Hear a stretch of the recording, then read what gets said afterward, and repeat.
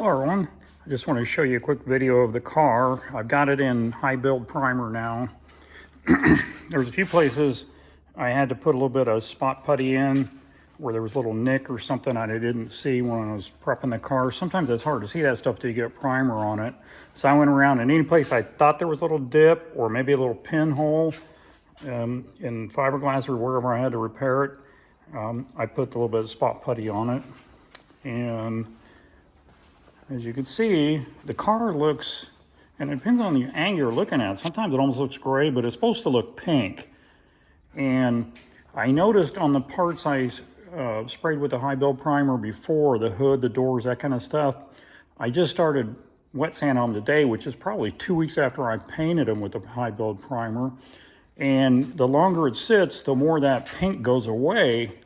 But once you start sanding it, you can definitely tell the difference between where you sanded and where you didn't. When you start sanding, wherever you sand, it turns gray, and wherever you haven't, it still stays that pink cast. So it still works out pretty good like a guide coat. Just sitting, I think the more it cures, the more it kind of dissipates. But the paint laid down pretty good. This high build primer sprays just a little bit rough anyway because it sprays so thick. And I put 2 good coats on the car, and like I said, it's pretty flat everywhere except where, you know, those few spots I touch for pinholes and things like that, or a little ripple in the fender there where I had to repair this. I shouldn't say repaired. I did have to build it up with a little bit of Bondo, skin coat of Bondo here, because someone in the past it must have been cracked right in here, and they refiberglassed it, but they didn't do a very good job. They kind of dug in and stuff. So rather than trying to put a skim coat of fiberglass on there, which is a pain to sand when you're trying to blend in the bodies, I just put a skim coat of Bondo, and I just had a couple places there where there's little dips in it that I didn't like. I don't think you would notice it once I wet sanded it and painted it, but I wanted it as perfect as possible because any little speck will show up once you get the paint on it.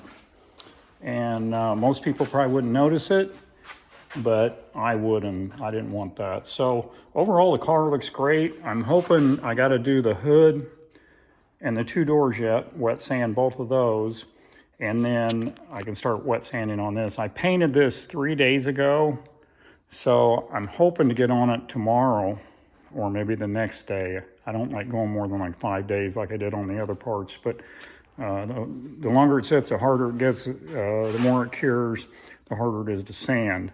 The good thing is it's a lot safer to sand because you don't have to worry about sanding through if you get kind of aggressive with it. I'm rough sanding this with 220 grit and then going back with 320 grit to finish. And it's been working out really good. I could probably go 180 grit to rough it first, and I might do that on the car because there's so much surface area. But on the small parts, I was using 220 just to be safe. And I'll show you the parts I have done so far, wet sanded, and I'll show you what they look like. Okay, these are some of the parts I have done already. The rear, I call it the rear valance, goes underneath the back bumper. And the trim for the wiper door, I have the wiper door done, and then the grill piece that goes between the wiper door and the hood. And you can kind of see, I need to wash them off. They still have a little bit of residue on them from sanding. But in places you can see where I sanded through to the white, and that's the epoxy primer, and that won't hurt a thing. And I'm mainly concerned about the epoxy primer being 100% on the fiberglass. I don't care so much about the metal. It's just like on a car. If you sand through a little bit on the primer, as long as it's less than the size of a quarter, I think they say you can spray over it and it'll stick good. So I'm not worried about that so much. But on the fiberglass, I definitely don't want any fiberglass showing through. The hood, you can see how it looks kind of gray now. It looked pink like the car originally. But it's funny, once you start sanding on it, it looks pink again. I think it's still got pink in it, but there's enough gray. It's kind of hard to see it when it's not sanded. I got both the doors to do yet.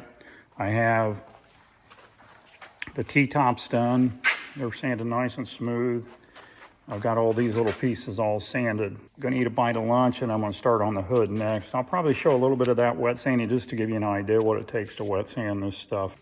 Okay, so I'm gonna start wet sanding on the hood here. Main thing, you wanna keep this paper wet because it'll come up really easy if you don't, and it doesn't sand very good, and it could dig in and all that kind of stuff. So you want to, as long as it's wet down the surface pretty good where I'm going to be sanding. And when you first start, the surface is pretty rough. It's pretty rough, and so you're going to be able to feel as you're sanding, as it gets smoother, you'll be able to see that the high spots are wearing off. And what I always try to do is go at a 45-degree angle to the surface, this direction, and then come back this direction. If you try going like this or like this, you start getting streaks in it and stuff. This way you're kind of keeping a pretty even pattern all the way across it.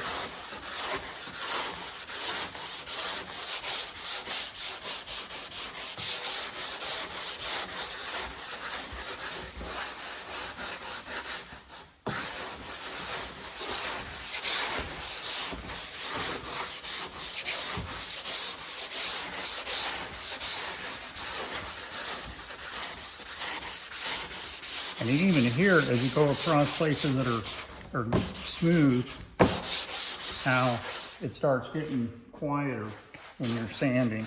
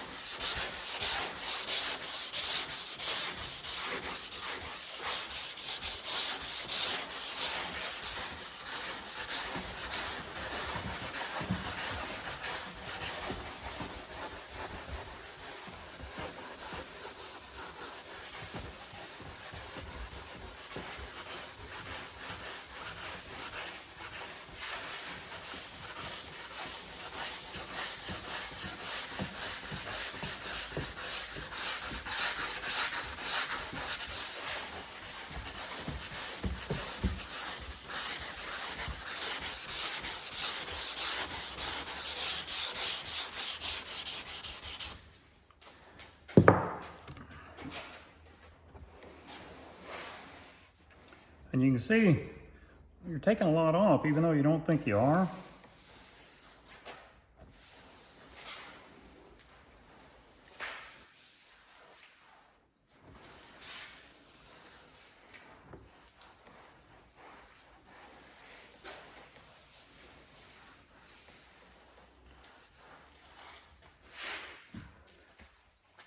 And most guys will use an air sander on this, you know, a board sander. I've got one, but I think I'm just going to wet sand it by hand. I feel a little better about doing that. I can control a little better. You don't get carried away. It takes a lot longer, but I don't know. I just like doing it that way. I need to exercise anyway. So anyway, that's basically what you do when you start wet sanding it. I don't know if you can really see if it's going to show up in the video, but I can see, you know, there's still some pink showing through here. And you can see a darker color. Yeah, it's kind of hard to see with this light. But you'll be able to tell as you get it down, you can still see rough places in it.